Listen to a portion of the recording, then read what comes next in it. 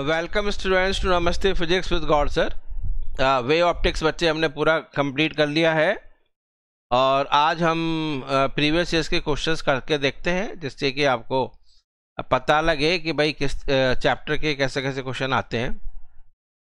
तो on an average देखते हैं तो बच्चे 1.5 यानी 1 से 2 क्वेश्चन आ ही जाते हैं। किसी साल 2 क्वेश्चन आते हैं, किसी साल 1 क्वेश्चन आते हैं। तो एवरेज 1.5 मान के चलो या 2 क्वेश्चन मान के चलो, ठीक है। तो प्रीवियस ईयर्स के क्वेश्चंस कर लेंगे।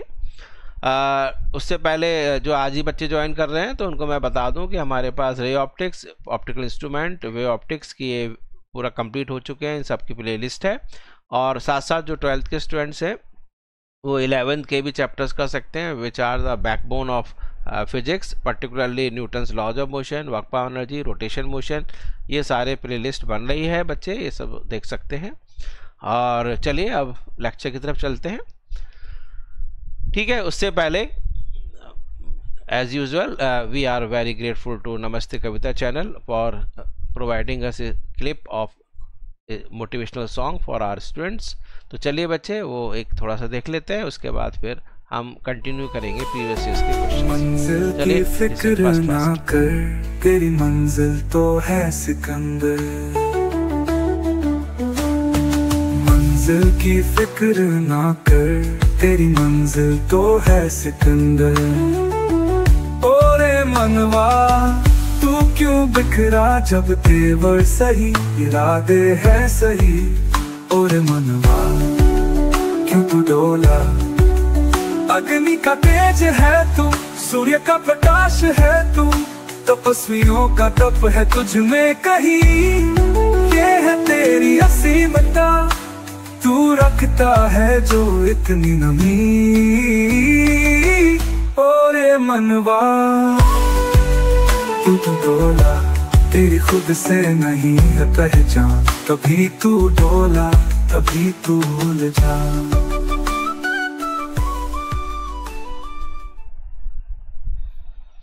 Yes, welcome back. Now I think you are motivated enough. तो चलिए लेक्चर की तरफ चले।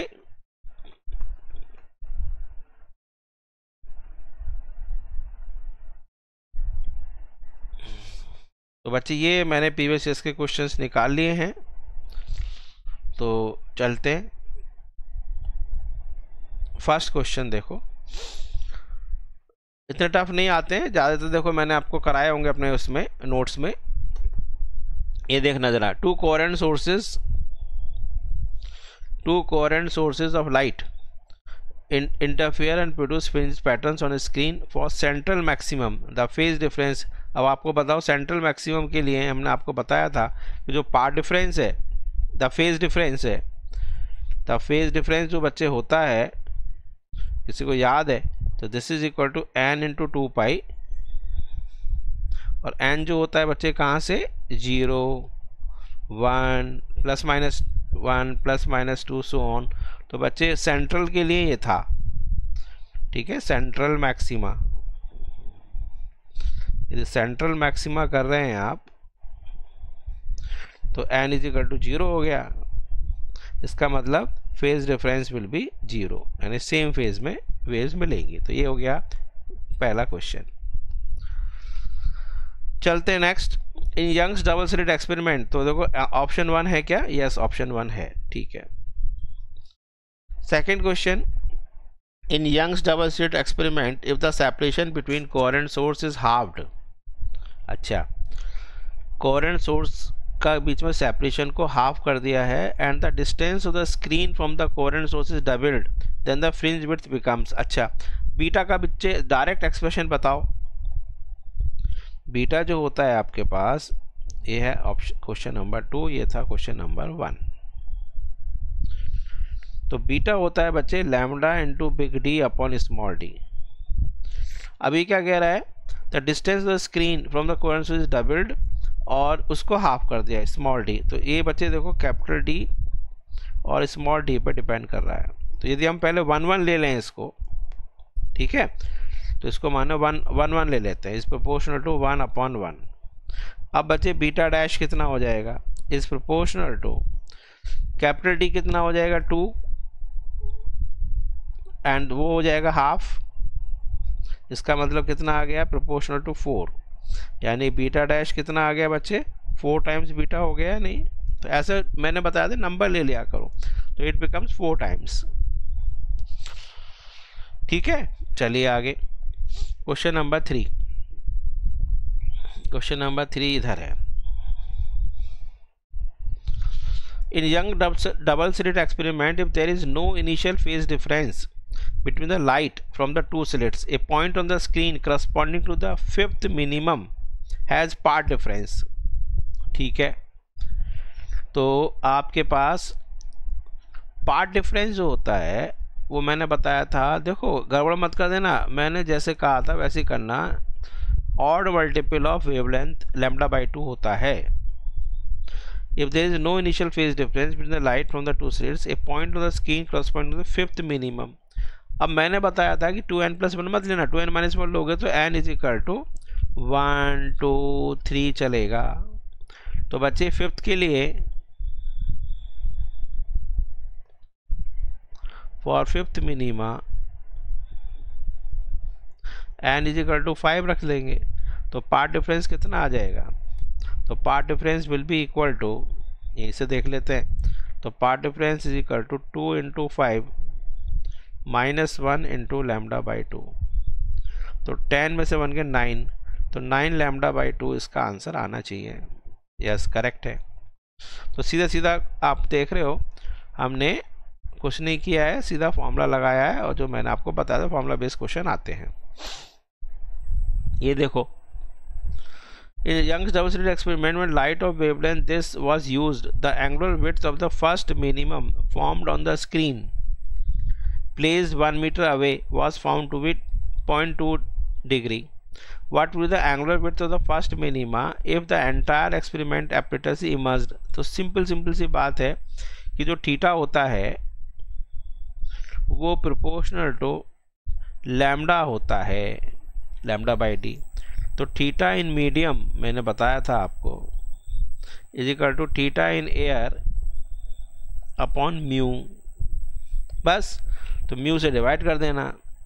तो ये कितना आंसर आ जाएगा बताओ, तो this will be equal to 0.2 degree divided by 4/3। तो ये आ गया आपके पास कितना,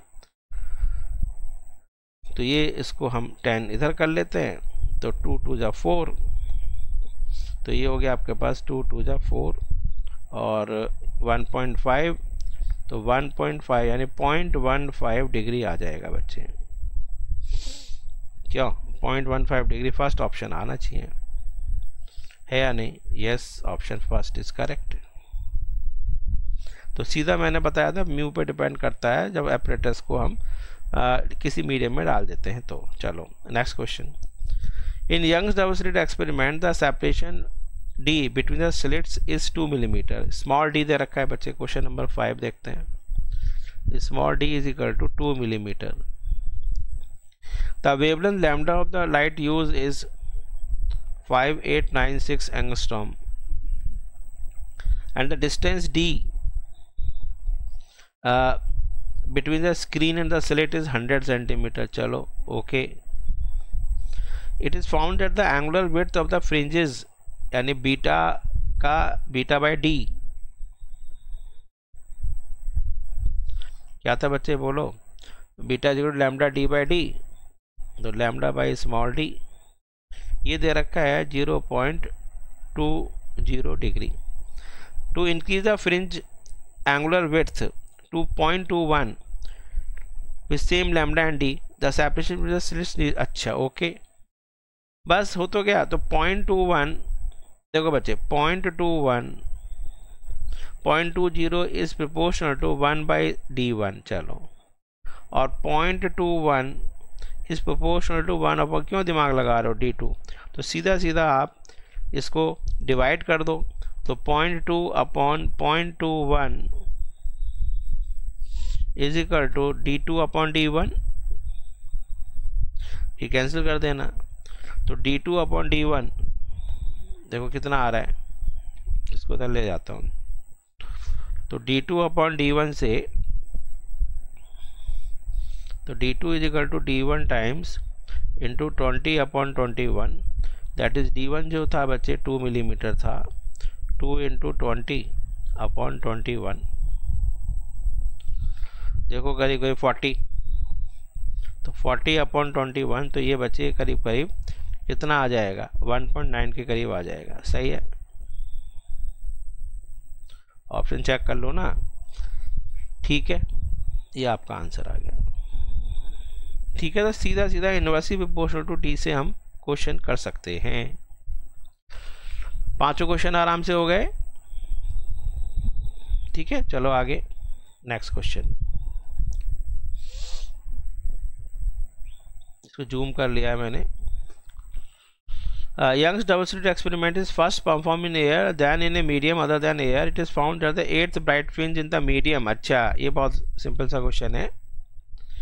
क्वेश्चन नंबर 6।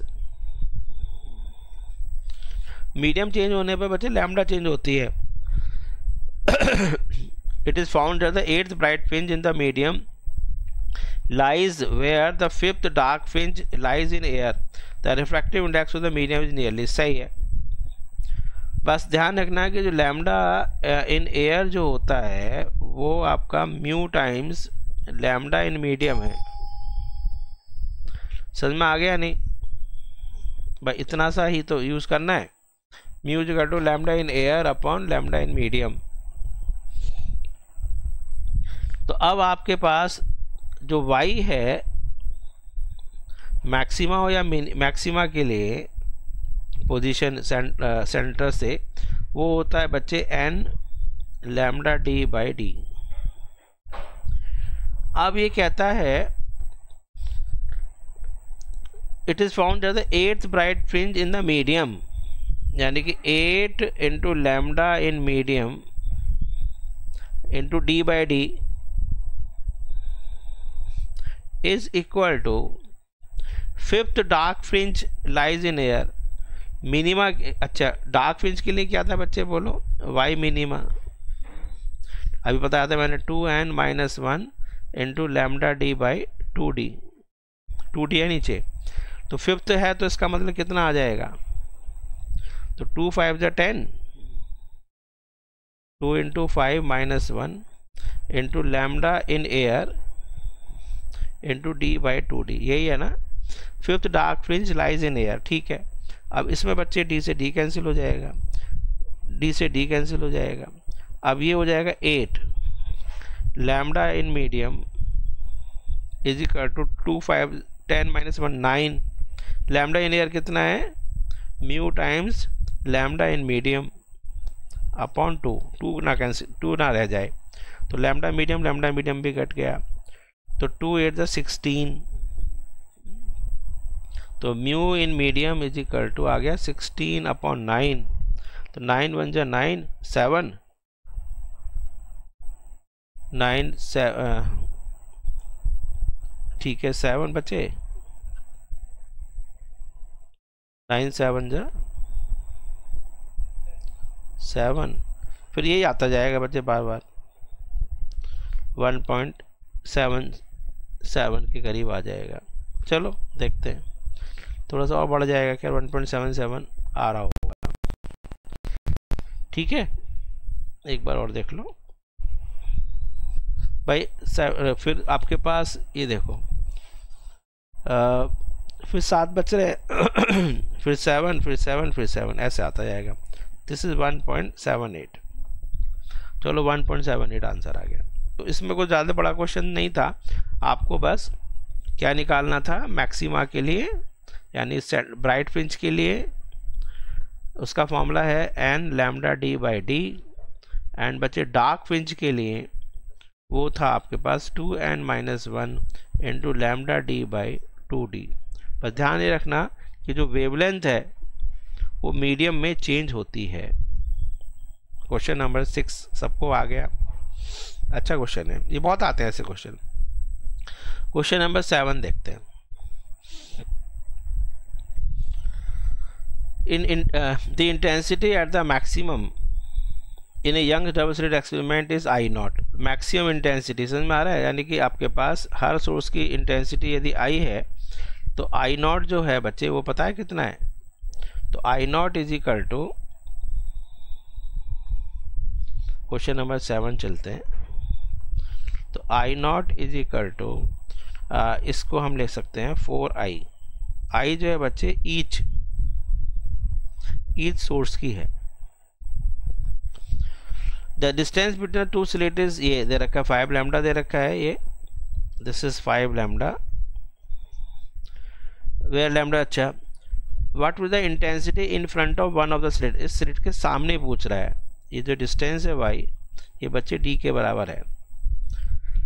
अच्छा, एट ए डिस्टेंस d, ठीक है बच्चे, पार्ट डिफरेंस निकाल लो और क्या करोगे, तो पार्ट डिफरेंस निकाल लेते हैं। तो पार्ट डिफरेंस था बच्चे dy अपॉन d।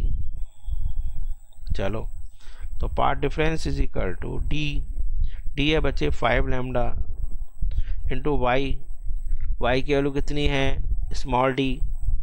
अच्छा, d फिर आ गया, ठीक है, ये नहीं ये कह रहा है, अच्छा 5 लैम्डा, अच्छा 2.5 यानी 2.5 लैम्डा दे रखा है, ठीक है, upon capital D is equal to 10d यानी 10 टाइम्स इंटू 5 लैम्डा। तो बच्चे देखो क्या कट रहा है, 5 लैम्डा कैंसिल हो रहा है, और ये हो गया आपके पास 2.5 लैम्डा अपॉन 10, ठीक है। तो path difference is equal to 2.5 यानी कि हो गया 25 लैम्डा अपॉन 100। तो this is equal to lambda by 4। तो बच्चे आप फेज डिफरेंस बताओ, मैंने बताया था लैम्डा बोले तो 2 पाई, तो 2 पाई बाई 4, इसका मतलब ये हो गया लैम्डा बोले 2 पाई, तो ये हो गया आपके पास पाई बाई 2। तो इंटेंसिटी जो होती है उसका मैंने आपको फॉर्मूला बताया था यदि याद हो, तो इंटेंसिटी इज इक्वल टू किसी जनरल पॉइंट पर is equal to I max into cos square into 5/2, ये था फॉर्मूला। आई मैक्स दे रखा I naught into cos square, बच्चे 5/2 करना मत भूल जाना, दैट इज π/4। तो that is equal to I naught into cos square, π/4 का मतलब है 45 डिग्री, 1/√2, तो 1/√2 का whole square, that is I naught by 2। तो आई नॉट बाई 2 देखो इसका आंसर, समझ में आ गया सबको question, I naught by 2 will be the answer, I naught by 2 is the answer है, यस सी करेक्ट है। चलो आगे ये सब प्रूफ हो गया। ये देखो बच्चे एक इसका एक I maximum minus I minimum, इसको याद रखना, इसको हम कहते हैं, इसका भी मैं बता दूं आपको, I max minus I minimum upon I maximum plus I minimum, इसको कहते हैं विजिबिलिटी ऑफ द फ्रिंज, है ना, ये आप नोट्स में थोड़ा ऐड कर लेना, विजिबिलिटी ऑफ फ्रिंज कहते हैं।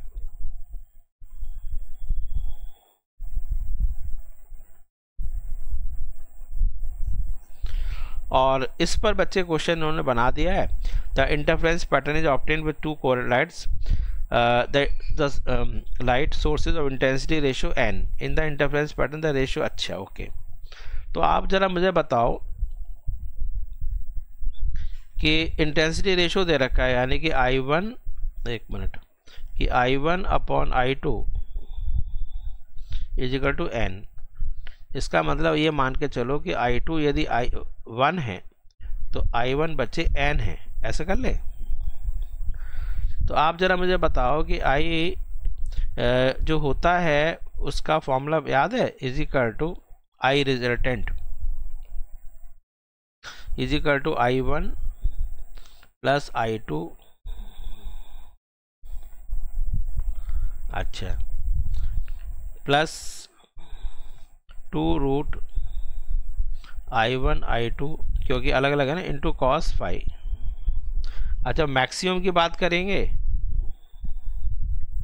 तो ये मैक्सिमा आ जाता है, मिनिमा की बात करेंगे तो मैंने बताया था कि 2 रूट I1 I2 जो है इंटरफेरिंग टर्म है, I1 प्लस I2 माइनस के 2 रूट I1 I2। अब बच्चे देख लो, I maximum minus I minimum कितना आ जाएगा, इसको जब सब्ट्रैक्ट करोगे तो this will be equal to 4 root I1 I2।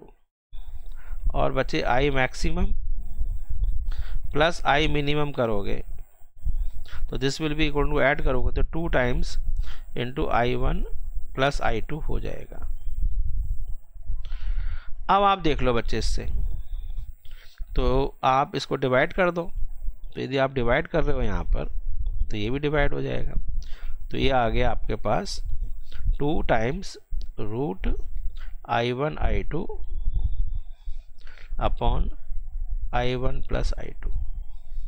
अब हमने क्या किया है, I1 को मान लिया n इंटू 1 अपॉन बोलो n प्लस 1। तो आंसर कितना आ गया, 2 root n upon n plus 1। देखो ये ऑप्शन है या नहीं, 2 root n upon n1 plus 1। इसको थोड़ा कम करके दिखा देता हूँ।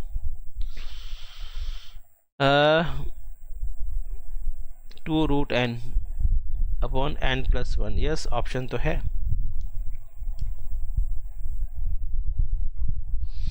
ऑप्शन नंबर बी आ गया,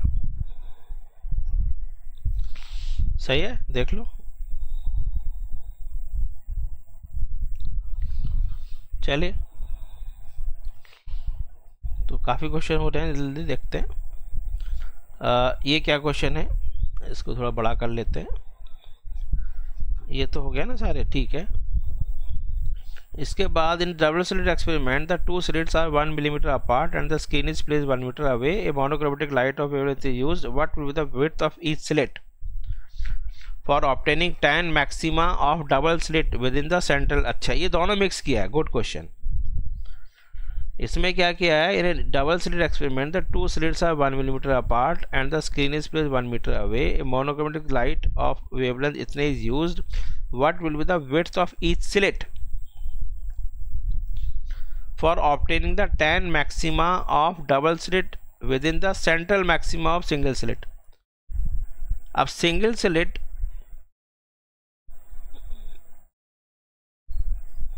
का जो सेंट्रल मैक्सिमा है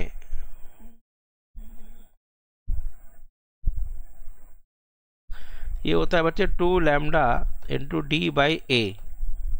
ये समझ में आ गया आपको क्या है, ये बच्चे A है और ये बच्चे D है।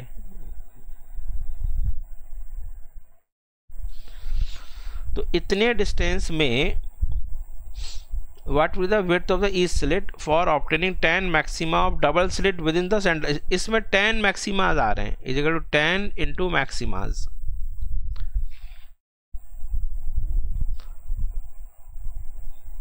10 मैक्सिमाज का क्या था, lambda into D by small D. बस अब आपके पास आंसर आ गया। तो क्या कैंसिल हो रहा है, लैम्डा लैम्डा कैंसिल हो रहा है, डी डी कैंसिल हो रहा है और साइज ए की वैल्यू पूछ रहा है। तो ए इज इक्वल टू 2 से 5 हो गया, तो a is equal to d by 5। D दे रखा है 1 मिलीमीटर अपॉन 5, तो आंसर इज 0.2 मिलीमीटर। देखो आंसर। तो ये आपका अच्छा क्वेश्चन था। इन्होंने क्या किया, मिक्स कर दिया, इसमें डिफ्रैक्शन और इंटरफ्रेंस दोनों को मिक्स कर दिया। तो बिल्कुल डायरेक्ट फॉर्मूला बेस्ड क्वेश्चन आ रहे हैं। और देखिए ये भी हमने सब करा दिए थे। Width in the ratio, young double slit है विड्थ, मैंने बताया था विड्थ का रेशो का मतलब है इंटेंसिटी का रेशो या एम्पलीट्यूड स्क्वायर का रेशो, ऐसे कर सकते हो जैसे आप चाहो। The ratio of intensity the maximum minimum, तो बच्चे ऐसे कर लो, तो A1 अपॉन A2 चाहते ऐसे कर लो, या जैसे आप चाहो वो भी ठीक है। तो I मैक्सिमा,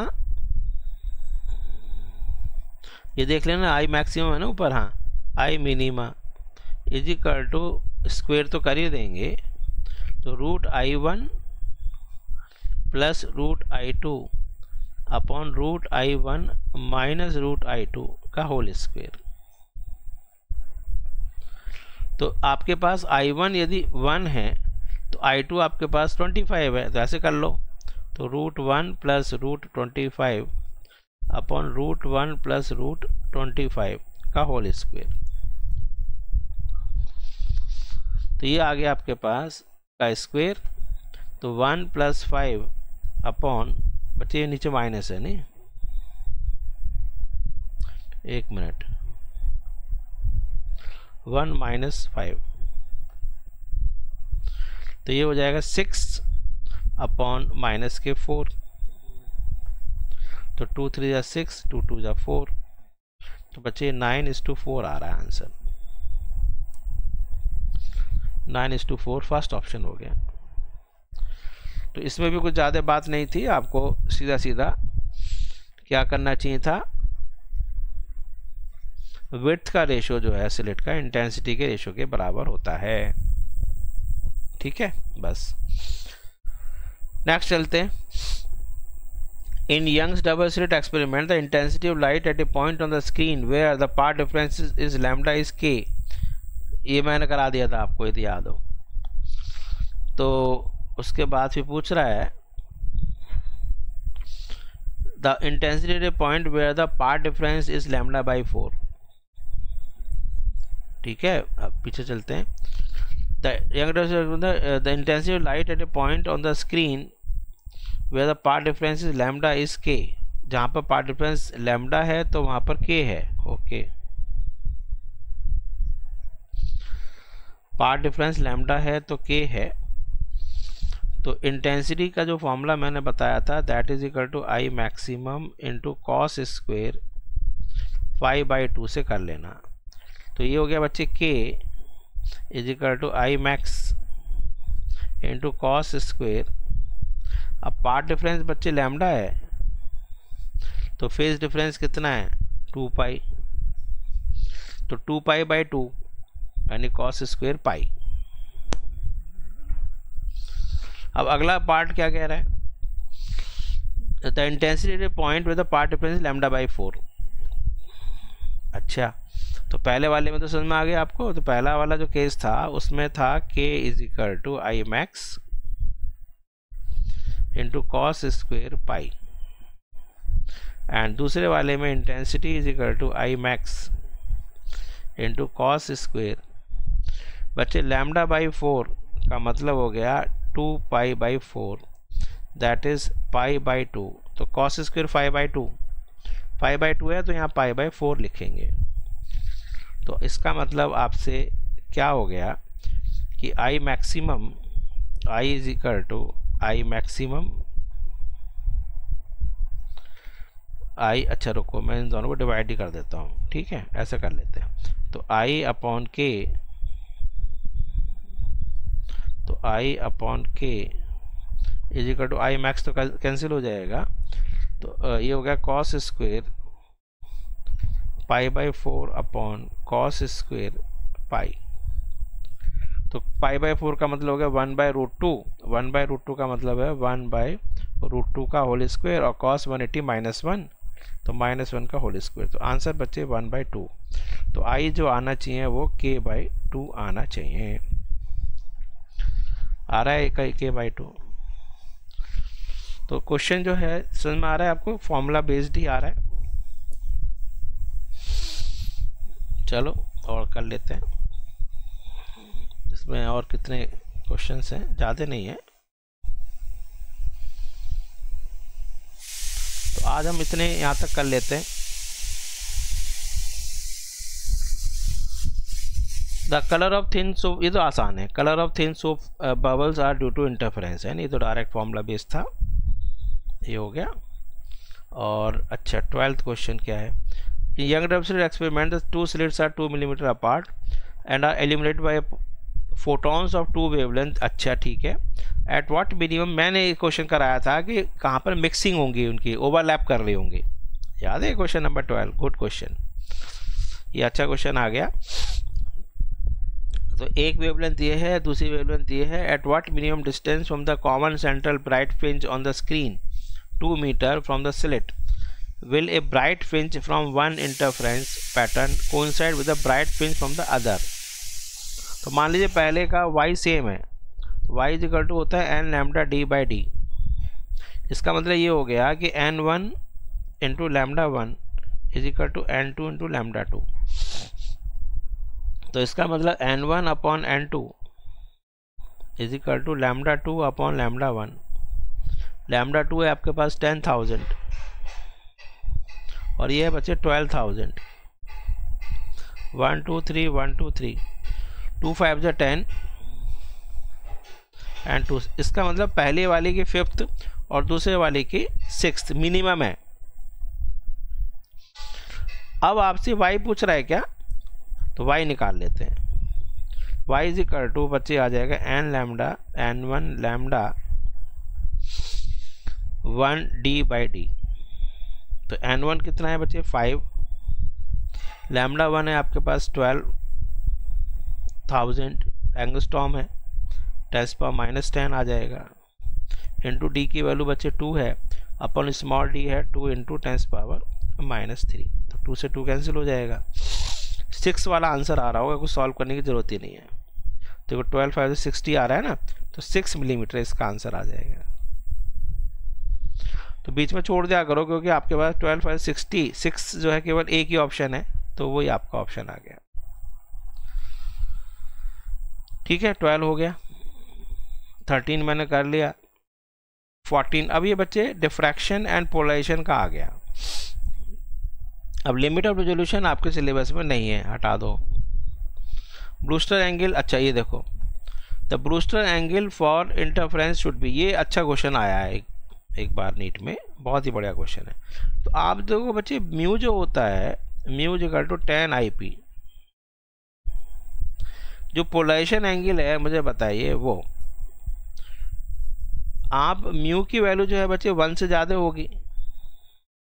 म्यू की वैल्यू बच्चे हमेशा 1 से ज़्यादा होगी या नहीं, और इन्फिनिटी से कम होगी। अब इसका मतलब जो 10 IP की जो वैल्यू है वो बच्चे किससे ज़्यादा होगी। अच्छा, एंगल बढ़ाते हैं 10 0 0 10 90 इन्फिनिटी, बस। तो 10 IP की वैल्यू 1 से ज़्यादा है, यानी कि IP जो है 45 डिग्री से ज़्यादा है, और 90 से कम 10 90 इन्फिनिटी होता है। तो 45 और 90 के बीच में आंसर आना चाहिए। गुड क्वेश्चन,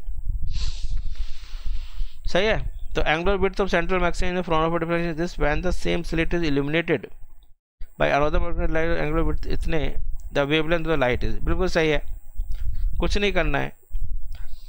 तो angular width of central maximum in the front of a diffraction for इतने when slit is illuminated by another light, the angular width। अच्छा, अब angular width जो है वो भी, आप angular width की हम बात करें, is also proportional to wavelength। खत्म कहानी। तो बच्चे एंगुलर विड्थ डिक्रीजेस बाय 30%। यदि पहले 100 था, फिर बाद में 30 हो गया, नहीं 70 रह गया। तो 100 इज प्रोपोर्शनल टू लैम्डा 1, तो अब आपका 70 इज प्रोपोर्शनल टू लैम्डा, ऐसा कर लें। तो lambda 2 upon lambda 1 is equal to 7 by 10। तो लैम्डा 2 इज इक्वल टू, पहले कितनी वेवलेंथ है बोलो, 60,000 इंटू 7 बाई 10, ये कैंसिल हो गया। तो 7 0 0 0 7 6 42, इतने एंगस्ट्रॉम आ रहा है नहीं क्या ऐसा आंसर? ये कुछ गलती है क्या मेरी? 1 मिनट, हाँ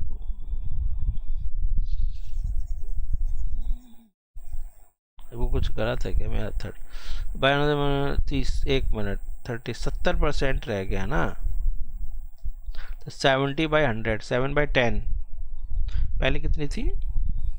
6000 एंगस्ट्रॉम है, सॉरी वो एक्स्ट्रा कर दिया मैंने, है नी, उसको ठीक कर लो। 6000 एंगस्ट्रॉम है, तो 7 बाई 10 इंटू 6000 एंगस्ट्रॉम, ये जीरो कैंसिल हो गया, तो 4200 एंगस्ट्रॉम आ गया।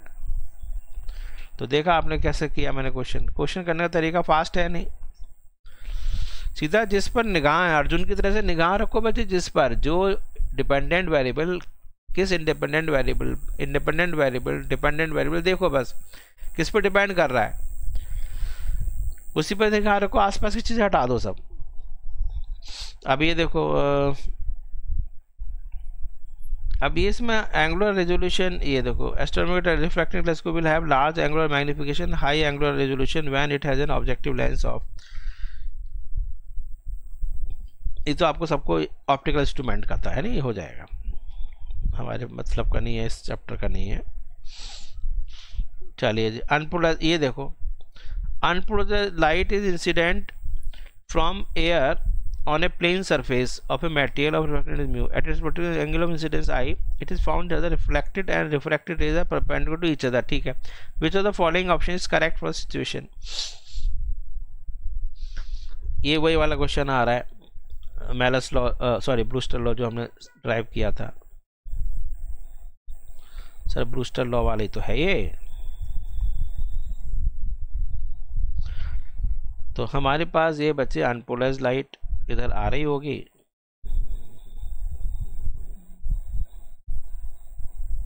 ये अनपोलराइज्ड लाइट आ रही है, और ये यहाँ से, और ये ऐसे हो गई। ये हमारा दूसरा कलर ले लेते हैं,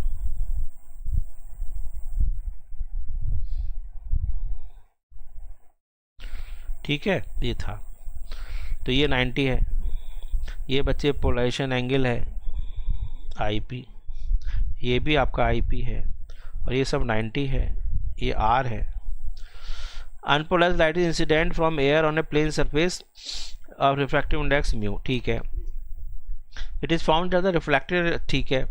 विच of the following option is correct for I is equal to this. अच्छा, तो हमारे पास ये था कि tan I P is equal to mu. अच्छा, किसका है? Unpolarised incident on incident from air on a plane surface of matter, ठीक है।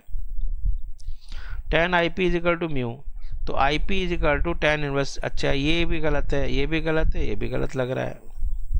The reflected light is polarised with its electric vector perpendicular to the plane. अब ये देखो, जो मैंने आपको डायग्राम बताया था उससे बेस्ड हो गया नहीं क्वेश्चन। यदि आपको नहीं आता डायग्राम तो कैसे करोगे मुझे बताओ। ये अनपोलराइज्ड लाइट है, इसमें इलेक्ट्रिक फील्ड वेक्टर्स मैंने बताए थे, ये देखिए ऐसे। अब यहाँ पर जो बच्चे आ रहे हैं, लौट कर जो आ रहे हैं, वो कौन से आएंगे? ये वाले, और 1 2 3 जो भी है, 1 2 3 4 5, तो ज़्यादातर लाइट बच्चे इधर से चली जाएगी। यहाँ पर केवल आपके पास डॉट्स रह जाएंगे। डॉट्स मैंने समझाया था ना आपको, ये वाले। तो जो भी सरफेस के पैरेलल है वो रिफ्लेक्ट हो जाएंगे। The reflected light is polarised with electric field vector perpendicular to plane of incidence. तो प्लेन ऑफ इंसिडेंस कौन सा है? ये एक बार दोबारा समझ लो। ये बच्चे सरफेस है और ये लाइट ऐसे इंसिडेंट है, ये प्लेन ऑफ इंसिडेंस है। इस प्लेन ऑफ इंसिडेंस के जो परपेंडिकुलर वाइब्रेशंस यानी dots, they will be reflected back. आया समझ में? नहीं, ये है खेल। तो आपको चित्र बना बना के समझा रहा हूं मैं, इसलिए तो the reflected light is polarised with its electric field vibrations perpendicular to plane of incidence. Plane of incidence के परपेंडिकुलर ये, लेकिन ये जो डॉट्स हैं they are parallel to the plane of surface, reflecting surface. आगे समझ में क्वेश्चन? बढ़िया क्वेश्चन था। चलो बच्चे देखो, एक मिनट, अब तो ये हो जाएंगे 19। The ratio of resolving power करना नहीं है हमें, हटा दो। चलिए, two polarized P1 P2 are placed with their axis perpendicular to each other. Unpolarized light is incident on P1. The third polarized P1 is kept between P1 and such that axis make 45 with ठीक है, ये मैंने करा दिया था आपको, तो याद हो। 20th क्वेश्चन वही क्वेश्चन है बाइसेक्टिंग वाला, कि हमारे पास देखिए एक पोलराइड ये है, एक पोलराइड ये है और एक पोलराइड ये है और इसके बीच में एक पोलराइड ये है। ठीक है, यहाँ पर बच्चे आई नॉट है, अनपोलराइज्ड लाइट, तो यहाँ पर क्या हो जाएगी बच्चे बोलो, आधी आई naught by 2।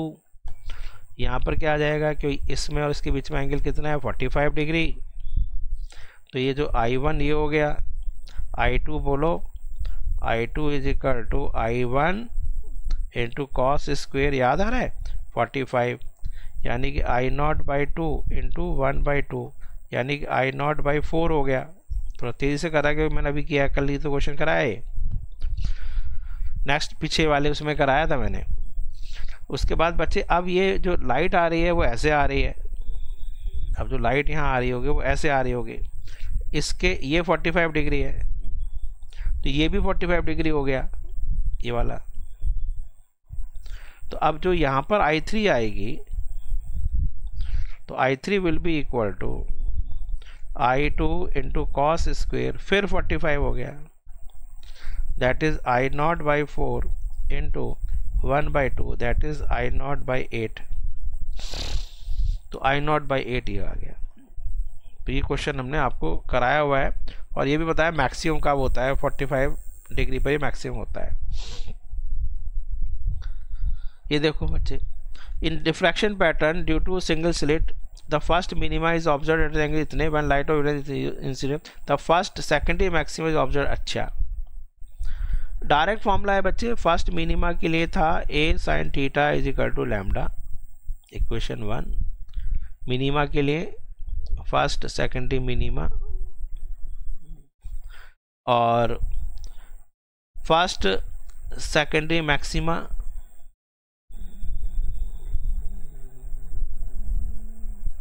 First secondary maxima के लिए ओके, वो था आपके पास a sin theta is equal to 3 lambda by 2। तो आप देख लो बच्चे, थीटा 1 ये है और थीटा डैश ये मान लेते हैं, तो आपको डिवाइड कर लो, 3 लैम्डा बाई 2 चाहिए, this is 3/2 into a sin theta 1, चलो a से a कैंसिल कर देना, तो sin theta dash is equal to 3/2 into sin 30,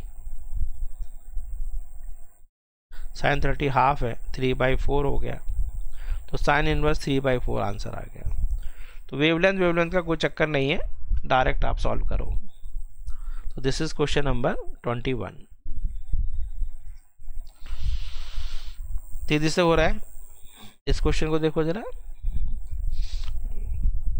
A linear aperture whose width is इतने is placed immediately in front of a lens of focal length इतने, the aperture is illuminated normally by a parallel beam of wavelength इतने, the distance of the first dark band of the diffraction pattern from the center of the screen is, the distance of the first dark band of the diffraction pattern from the center of the screen is, वही पूछ रहा है। तो आपके पास linear aperture है, whose width is इतने is placed immediately in front of a lens, बिल्कुल diagram फ्रॉनोफर वाला ही है, ये लेंस है और यहाँ पर फर्स्ट मिनिमा आ रहा है और ये डिस्टेंस पूछ रहा है, तो याद है आपको लैम्डा डी बाई ए, ये आंसर था। तो आंसर निकाल लो, लैम्डा की वैल्यू दे रखी होगी 5 इंटू 10⁻⁻⁵ सेंटीमीटर है। डी की वैल्यू कितनी है 60 सेंटीमीटर, डी को मैंने बताया एफ लिख सकते हैं, आ गया ना, आ गया वही क्वेश्चन, अपॉन 0.02, तो यह बच्चे आपके पास 100 और ऊपर आ जाएगा, तो 2 3 = 60, 15 वाला आंसर आ रहा होगा, और ये तो हाँ ये वाला, ये डी आंसर आ गया। सॉल्व भी नहीं करना, 3 5 से 15 वाला एक ही ऑप्शन है, ठीक है। तो डी की जगह मैंने बताया एफ यूज़ करना है। चलो बस खत्म हो गए क्वेश्चंस, इसके अलावा तो कोई क्वेश्चन ही नहीं है। देखो बच्चे ज़रा इसको क्या कह रहा है, for a parallel beam of monochromatic light of wavelength इतने, diffraction is produced by single slit whose width d is a is of the order of the wavelength of light if d is the distance of the screen from the slit, the width of the central maxima 2 lambda d by a, बेकार question, direct है, formula ही है, कुछ solve नहीं करना है। First minimum adjacent to the central maximum single slit difference pattern the phase difference between the, ये question जो मैं आपको बता रहा था, वेरी गुड क्वेश्चन, याद आ रहा है? मैंने कहा था डायग्राम बेस्ड क्वेश्चन पूछे जा सकते हैं। तो ये बच्चे देखो,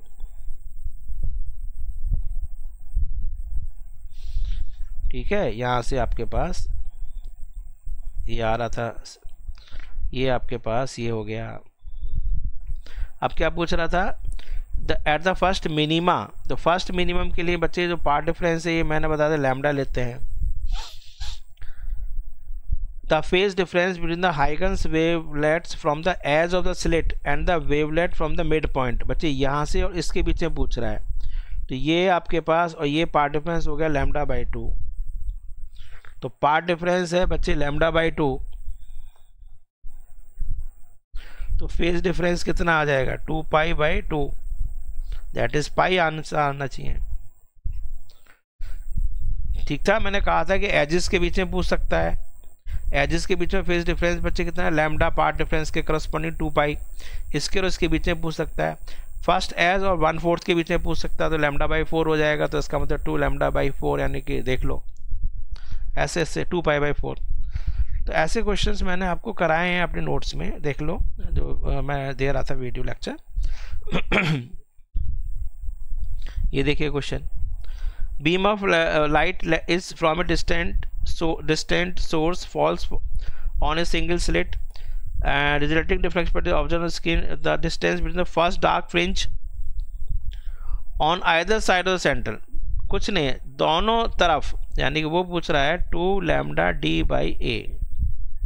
सॉल्व कर लो, देखो 2 × 600 नैनोमीटर, ऑप्शन चेक करते रहना, सेंटीमीटर में है, और 1.2 अच्छा भैया 1.2 सॉल्व भी करना पड़ेगा, 2.4 ठीक है, अपॉन डी की वैल्यू कितनी दे रखी है? 2 मीटर, अपॉन ए की वैल्यू है